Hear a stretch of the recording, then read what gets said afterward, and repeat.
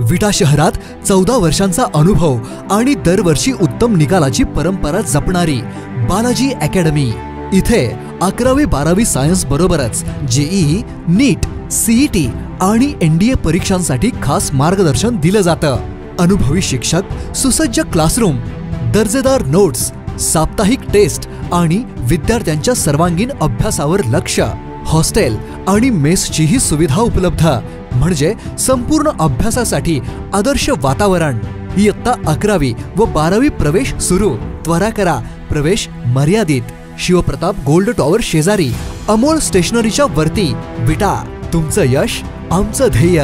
Balaji academy विटा, आजच प्रवेश घ्या।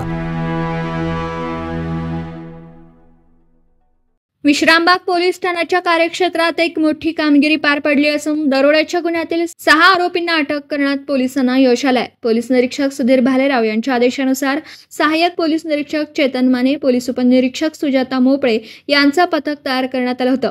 गोपनीय माहितीच्या आधारे सदर पथकाने मीरा हाऊसिंग सोसायटी जवळील पडक्या अपार्टमेंटमध्ये सापळा रचला होता। पोलिसांची चाहूल लागताच आरोपींनी पळून जाण्याचा प्रयत्न केला, मात्र पोलिसांनी तत्परतेने कारवाई करत सर्व आरोपींना ताब्यात घेतलं। ताब्यात घेतलेल्या आरोपींची नावं पुढील प्रमाणे: 1. आदित्य रमेश भारती, वय वर्ष 20. 2. रोहित रमेश देशपांडे, वय वर्ष 24. 3. इरफान जहागीर मुल्ला, वय वर्ष 21. 4. आर्यन चंद्रकांत नाईक, वय वर्ष 19. 5. योगेश धनंजय शिंदे, वय वर्ष 21. आणि 6. एक बालक।